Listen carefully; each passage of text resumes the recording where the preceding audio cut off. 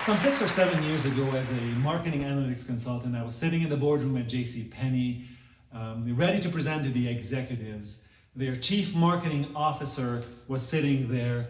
All of their VPs were sitting there. And as people were settling in, I thought I'd lighten the mood. So I told them a few days prior, I had gone to a JCPenney store and I bought a nice business shirt. It was a $60 shirt that was discounted to $15. What a great deal.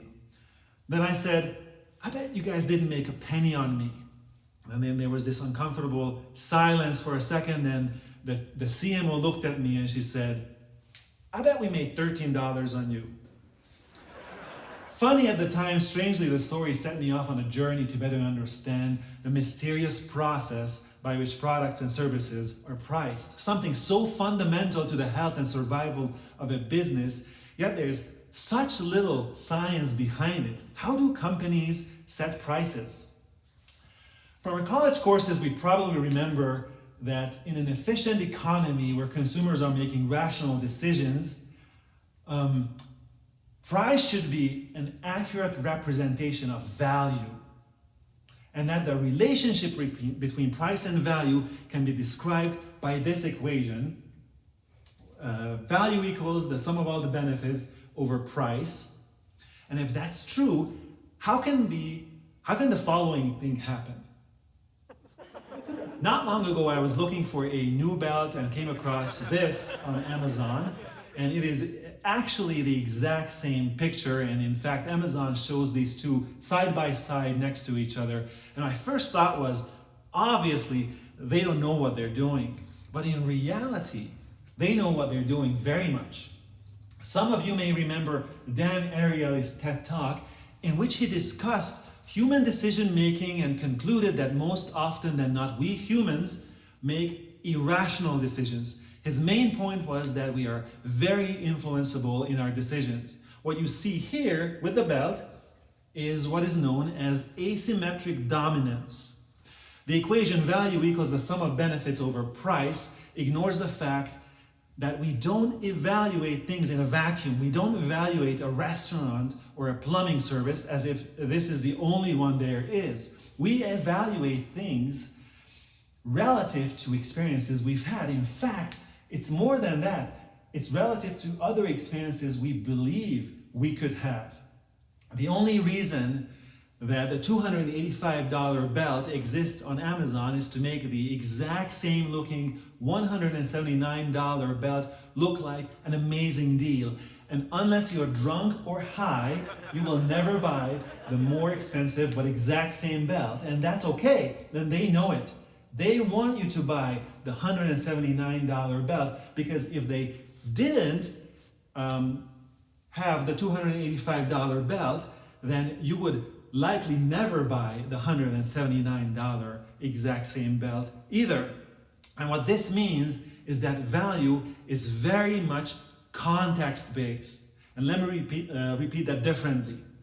Products or services don't have an inherent value. A cup of water has a very different value in the Sahara Desert than it does in your local restaurant.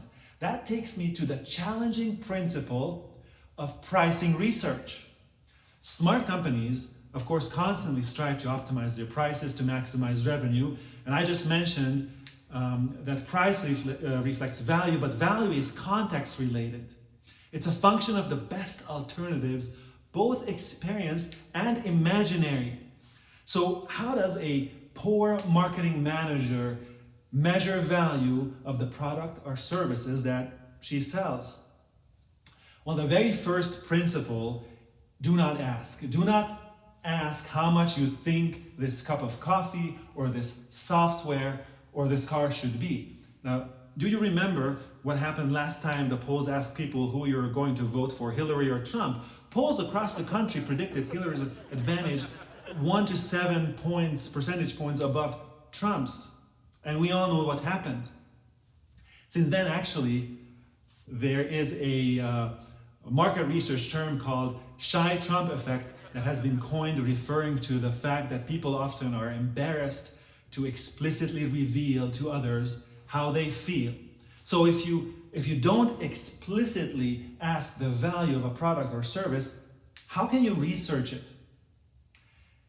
It is hopefully clear by now that preferences are expressed in a context, and it has been scientifically proven that people's opinions are much more truthful than when they are expressed as a result of their choices. But wait a second, Trump versus Hillary, isn't that a choice? Correct, but it's completely without context. People reveal their preferences in their choice patterns when their choices are in context. Well, think about it for a second. Okay, Toyota versus Tesla. If I ask which one would you rather have, I can guarantee you that everybody would raise their hand here and say that I'd much rather have a Tesla in my garage than a Toyota. Nothing wrong with a Toyota, but I'd much rather have a Tesla. Okay, now let's increase the context. How about a Toyota for $20,000 and a Tesla for $84,000? Notice, as you increase the context, we get closer to the truth. So, first principle in understanding value is observe people's choice patterns as you provide different and differing context.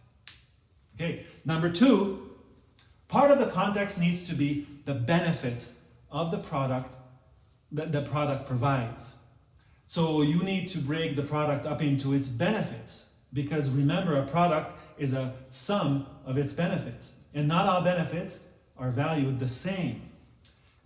So for example, if you're looking to understand the value of a CRM software, make sure that the research breaks out the benefits. For example, automated email response, or reporting and analytics, or social media marketing, and etc. Some you care about and some you really don't care about. And you need to measure the product desirability varying these benefits. Okay, in other words, you change the context. Anything you want to measure, you need to have variability in the data. You can't measure the impact of X on Y unless you've had the chance to observe the different values of X and see what kind of impact they have on Y. So, number two is as you observe people's choice patterns, part of the different context you provide is differing the levels of benefits. Maybe instead of automated email, in one option, the benefit is manual email response in your CRM system that you're trying to understand. By varying the levels of benefit, you can measure the underlying value to a customer. Okay, well, that's all very nice and fine, but you may ask, how do I go about doing that? Okay, what's the best way to do that? And a well-accepted way to do that is called willingness to pay. Okay, again, using the choice patterns or the choice data, you can set a statistical model which will help calculate the preference for a product.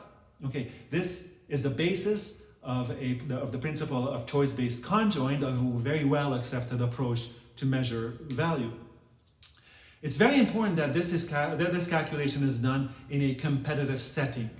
Okay, the easiest way to calculate willingness to pay is setting up a simple simulator, and you can do it in Excel. There are several products or programs that really allow you to do that.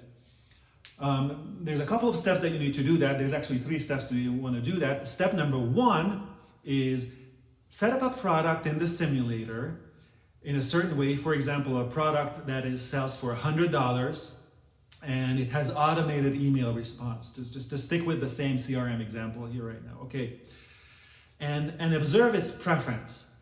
It's usually observed as what is called preference share. Okay, now let's assume that it has a preference share of 20%. Okay, so step 2 is change its benefit, but keep the price the same. Okay, for example, make automated email response not available. Okay, because you took away a benefit, the value dropped, and you can now observe the preference share, and let's say the preference share is 15%. Okay, you took away a benefit, value dropped, preference share is 15%. Step number 3, in your simulator, start gradually decreasing the price. When you decrease the price, value increases, okay, and you can measure that with preference share. And as you decrease the price gradually, what you can see is preference share ticks up 16%, 17%, 18%, and you stop when it reaches 20%. And now observe what kind of price did you are you at? Let's say you're at $75. So $100 minus $75, that $25 is willingness to pay for that benefit, the value for the consumer, for the benefit that you offer now, automated email response. Okay, now, one of the things that I want to make sure that everybody understands, that remember that I told you that everything is context dependent, correct? Remember the picture of the belts? Remember the JCPenney shirt story. Everything is context related. And the same thing is very much true for willingness to pay. Okay, and so in the simulator, if I'd set up the competitive context differently, willingness to pay may have been $30. It may have been $18. Okay, so when you quantify value to arrive at the willingness to pay for a benefit, it's important that we consider a wide variety of competitive scenarios. Maybe 5, maybe 10, maybe 50, maybe even 1,000 scenarios that you cycle through just to understand and just to hone in on a much more accurate willingness to pay. So, we've looked at how to calculate value and willingness to pay, and as we're working to make sure that we understand how to set prices better. In closing, pricing is really both an art and a science. Okay, and over the past 6 years, if there's one thing that I've learned is that if you don't understand the science, you really cannot do the art. Okay, but those people who understand the science and have a very solid foundation behind the pricing, they will be able to use it strategically to their benefit. Thank you very much.